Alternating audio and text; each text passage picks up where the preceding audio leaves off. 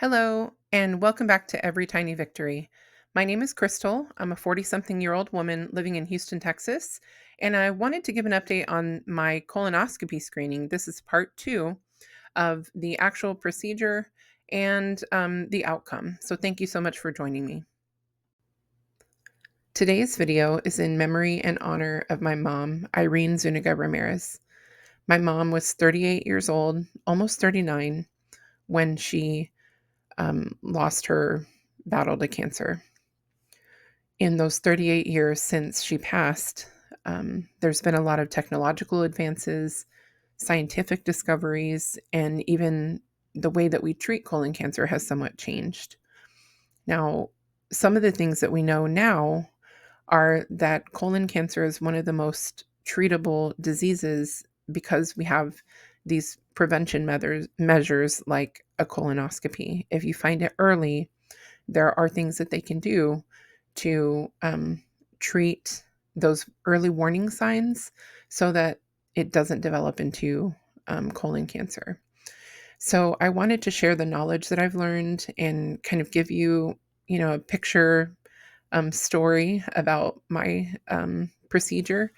And, hopefully this is a way that I can honor my mom by encouraging my family and friends and anyone out there to take your health seriously, as I'm learning to do, and get those screenings for you know, whatever things may have affected family or, loved ones in your life.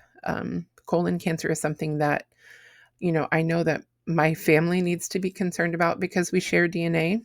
And I want this to be something that the, anxiety and worry and fear doesn't take, precedence over the positivity that can come out of this experience.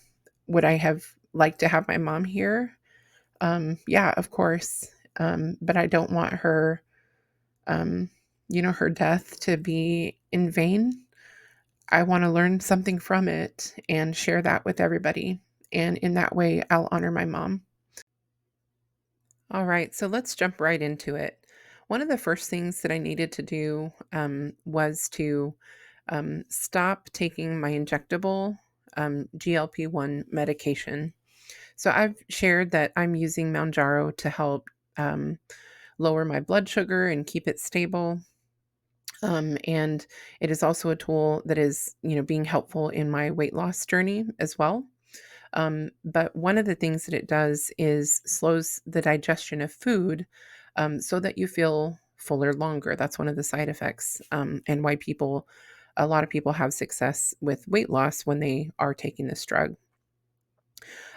Because the colonoscopy is, um, essentially it's a scope, it's a camera that's going to be in your intestines.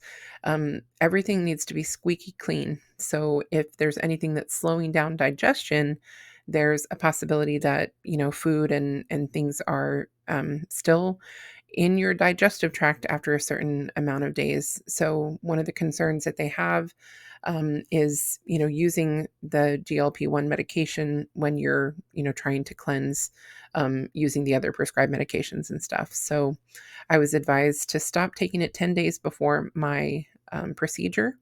And 3 days before the procedure, I was advised not to eat any dairy, any raw fruits or vegetables, any nuts or seeds, any corn or popcorn, and then also to stop taking supplements of iron and fiber. So those were all things that you had to prepare for, a little bit in advance. One day before the procedure, you're supposed to stop eating solid foods. So that's all solid foods. Um, at this point, you begin your clear liquid diet, and that would include things like chicken and beef broth, jellos that are not purple, red, or blue. So no, none of those really dark dyes. And then fruit juices, so without the pulp. And so that would be things like white grape juice, apple juice, even Gatorade is okay as long as it's one of the lighter colored ones. And of course, water. You've got to stay hydrated. Okay, just want to make a quick reminder that I'm not giving medical advice. I'm just telling you what my experience was. So, my doctor's instructions included me taking an over the counter laxative before starting the prescribed medication to clear things out of my system. So, I had an over the counter laxative that I had with water earlier in the day, and then I had the Plenview. So, the last time that I had this colonoscopy procedure, I did look back in my records and I took something called ClenPick.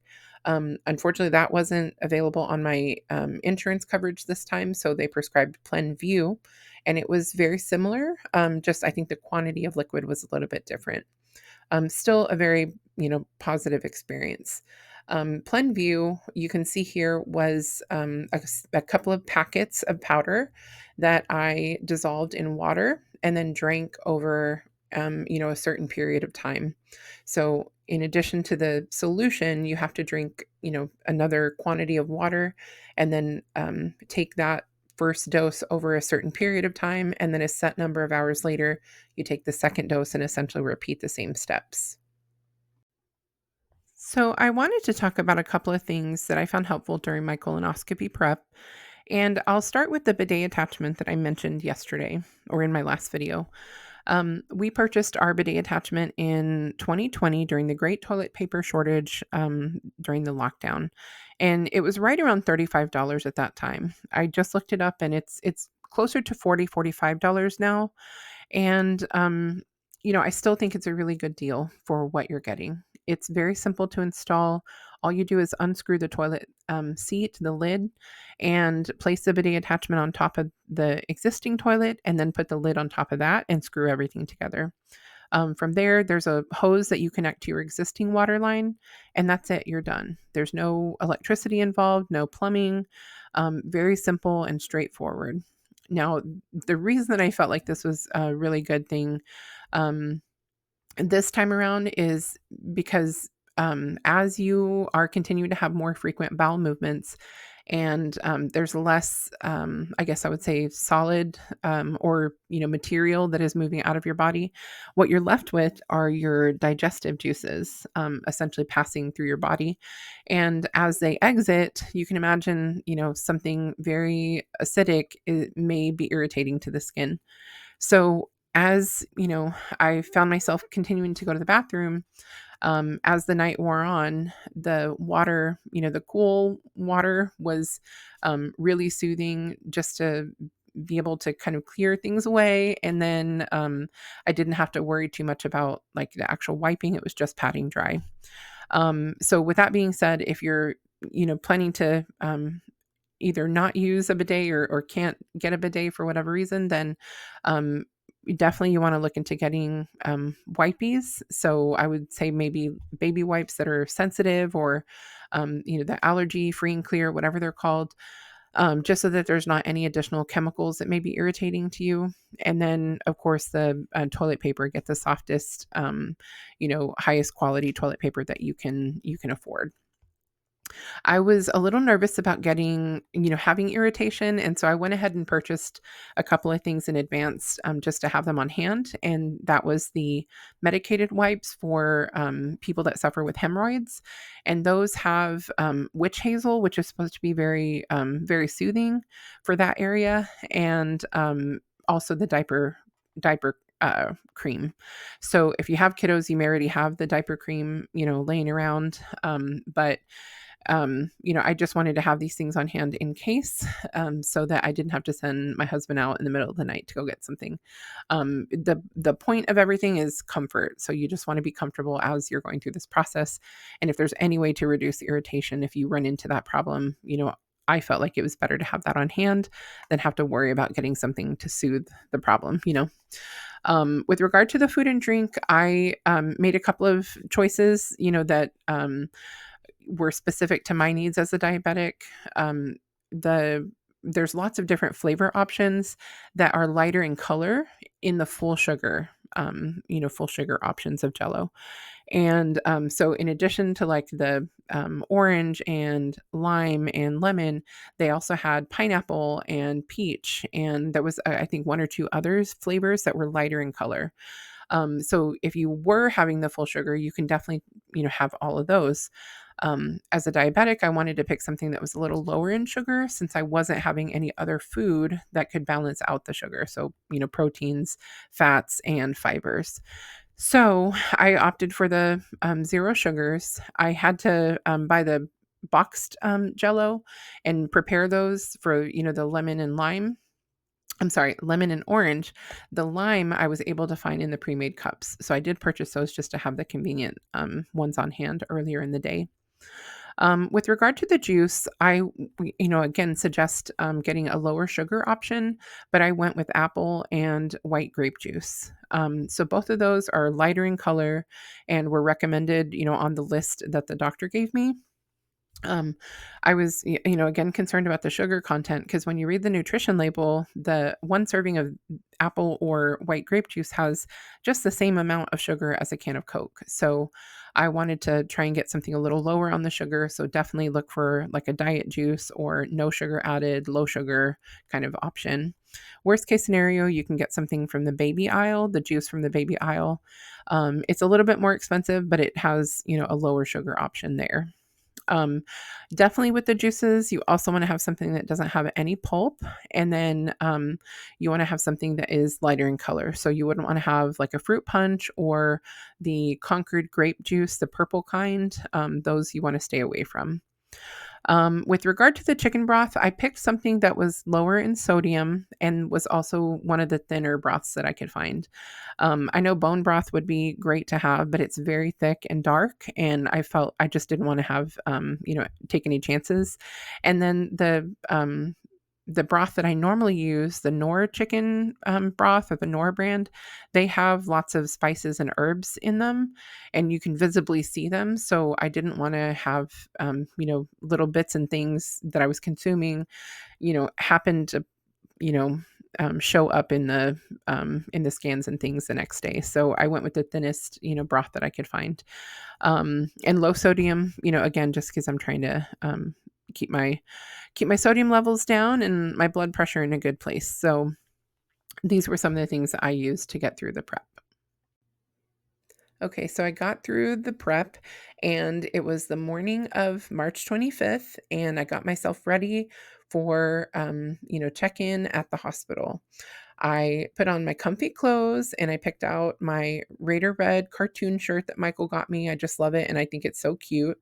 And got my millennial fanny pack with all my, my phone and my insurance card and very basic things. And then put on my comfy Crocs, and Michael was the fashion police and wanted me to pick another shoe. Unfortunately for him, I like all the little gibbets that I've added to my Crocs, and they're so comfy, easy to get in and out of. And if I needed to go run and do something, I could put on my, the back strap and get it in sport mode. And so Michael had to live with it, but I was comfy. I got checked into the hospital and they had Michael wait in the, patient's waiting room, and they took me back and, instructed me to get undressed and put on my dressing gown. And I don't remember, ever being in a gown this comfortable. I haven't had a whole lot of procedures, but the couple of, times I've been in the hospital, I just remember it being like a paper gown. But this was not that. This was a comfortable and warm, snuggly, kind of gown. So I was very comfortable. They even gave me some footy socks and, covered me up with a blanket so that I was nice and cozy. I snapped this picture before I got into bed and before Michael came back, and, just kind of telling him like, okay, I'm ready. So they were going to bring him back when, I was dressed and everything. But, I looked at the picture and I was like, good grief, I am tired. So I have no hair products in my hair. I have no lotion or anything on my face, no makeup. And I just remember, being tired because I took the second dose of my medication, the night before, somewhere between 9 to 10. And then, for the next 3, 4 hours, I was going to the bathroom. So, um, at some point, it kind of slows down. And at that time, I was able to fall asleep and get some rest. But I was exhausted that morning that I checked into the hospital. All right, so this is after I had gotten, covered up in the snuggly blanket and I have my little footy socks on, and they're just about to wheel me out and said goodbye to Michael, and I'd see him just a short while later. All right, so they took me back to another room, and there were about three technicians in the room, doing different things. There was one lady named Angela. She was so sweet, but she was essentially making sure that I was comfortable. So she got me a pillow and kind of rearranged it so that my head and neck were comfortable. They turned me on my side and positioned me the way I needed to be for the procedure, and then the um, anesthesiologist came into the room and started administering the anesthesia. And so, they said, essentially, you can, count to 10, you can say your ABCs, whatever you want to do. That you'll start to feel the effects of the anesthesia pretty soon. And so I said, "Oh yeah, I think I'm going to go ahead and count to 10 or something." And so in that short sentence, I drifted off to sleep. So I had already told them that I was sleepy, I was kind of tired, and that I'd probably take a good nap, and I sure did. Um, so the video on the right you'll see is a representation of what a colonoscopy is looking for. Essentially, the scope goes into your intestines, and then it's looking for things like nodules. They're called polyps, or it could be lesions like cuts or things inside of your intestines, discolorations. There's a lot of different things that the gastroenterologist is trained um, to look for. And so while you're asleep, while you're under anesthesia, the scope is going through your digestive tract, essentially the end of your intestines, which is your colon, and looking for certain things. All right, so this is me coming back from the procedure room. I'm just waking up from the anesthesia. And I apparently had told the team that was helping with the procedure that I was ready to see my husband and that his name is Fancy Michael, and that they need to go, find him. He's in the patient waiting room and his name is Fancy Michael. So when they went to go get him, they did say, that the patient for Fancy Michael is ready for him. So he got a kick out of that. And the other thing, the young lady Angela told me was that I was, talking essentially the entire time about my Amazon shopping cart. And so in my dream, I had been deliberating, a couple of kitchen gadgets that I'd been wanting and a couple of other, little things here and there. But I specifically mulled over this strawberry slicer. And so I was apparently going through the pros and cons of this strawberry slicer and putting it in my cart and taking it out and hemming and hawing. And so they thought it was just really funny. So when I finally woke up and stuff, they asked me how my shopping experience went, and I just thought that was so funny. When I got back to the room where they brought Michael in, I'm not sure what I was doing. Michael thinks that I was raising the roof, but I said apparently that I was fine and raising the roof. So the anesthesia sure did its job. So the procedure itself was quite quick. I want to say it was maybe 30, 45 minutes. And then by the time you come out of your anesthesia, they give you a little bit of time, I would say maybe 15, 20 minutes or so, to kind of get your bearings, get a little bit more lucid, and be able to, have a conversation with the doctor. So at least in my experience, the anesthesiologist came to check on me during that time just to make sure that everything was, okay and that I was feeling all right. And then a short while later, the gastroenterologist came in and just kind of gave me a synopsis of what he found during the procedure. So, a short while after I had woken up from my anesthesia, the gastroenterologist came in and brought a packet with him and, kind of went over the results of my procedure. In the packet is some information, in all of the medical terminology. And then it also has kind of a little bit more. You know, non-medical breakdown. It tells you, in layman's terms, what they were looking for, what they found. And so I found that to be really helpful. Inside that packet, there also were pictures of the actual, my actual colon. And so there are different I guess, different points in your intestines and your digestive tract that they're looking for. And they're taking pictures of these same spots every time that you come in. And so if there is anything, concerning and things like that, then they take pictures of those as well. And then, they and the care team and whomever is part of your medical team will come up with a plan. In my case, they didn't find anything, which is great news. My packet indicated that I had a really good um, cleaning out, I guess, of my intestines. And so I didn't know that there is essentially a scale for how clean you were able to get your intestines. And I believe it's a scale of 1 to 8 or 1 to 9.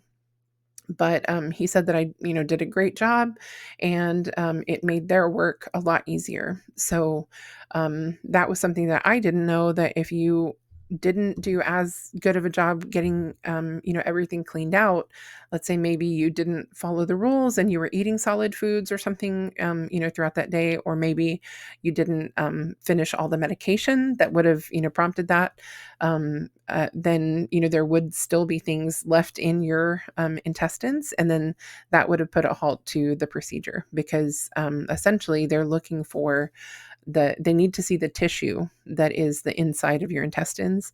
And if there's food and things, food particles stuck to the walls of your intestines, it very well could be blocking the view of something that could be concerning, like a polyp, or a lesion of some kind. So that was something that I didn't know. I learned that this time around, and I'll make sure to be mindful of that next time as well. But I'm just really thankful that the procedure um, is over and done, and that thanks be to God, there's nothing that I need to worry about. So my next appointment with my gastroenterologist is going to be in 5 years from now. So after my consultation with my gastroenterologist, they, left me a little bit longer for observation and just to make sure that everything was going okay.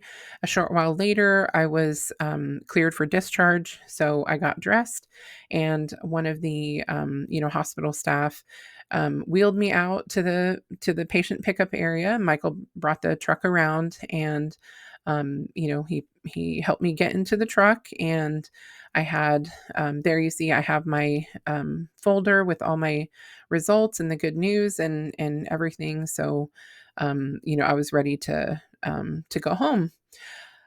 We actually ended up having some errands and things that we needed to run, and I was waiting on a couple of prescriptions to, be ready for pickup. So I got to play passenger princess while Michael did, some errands and drove me around. And so that was fun, just kind of hanging out with him and being silly, with my anesthesia wearing off. Um, we finally got ready, to go home after we did all of our errands and stuff, somewhere between 6 and 7, and we stopped to have dinner, and Michael had promised to take me to fajitas after that. That's what I wanted. That's what I requested after they said that I could have solid foods again. And I think that I did too much too soon. So the day, the day of my procedure, when I got out, we had, dinner, and I was fine. The next day, however, I think as the anesthesia was kind of, coursing through my body and getting out, working its way out, I felt dizzy a couple of times if I, stood up too quickly. Um, and I felt queasy throughout the day. So I never got sick. I just had this general feeling of unwellness. And so, throughout the next day, I just continued sipping on the broth and the juice and the jello that I had made. So, um, again, I'm not sure if what what happened because I didn't have that same experience the last time. It could be this time that, I'm on Mount Jaro and maybe that had something to do with the way that I felt, with regard to the queasiness.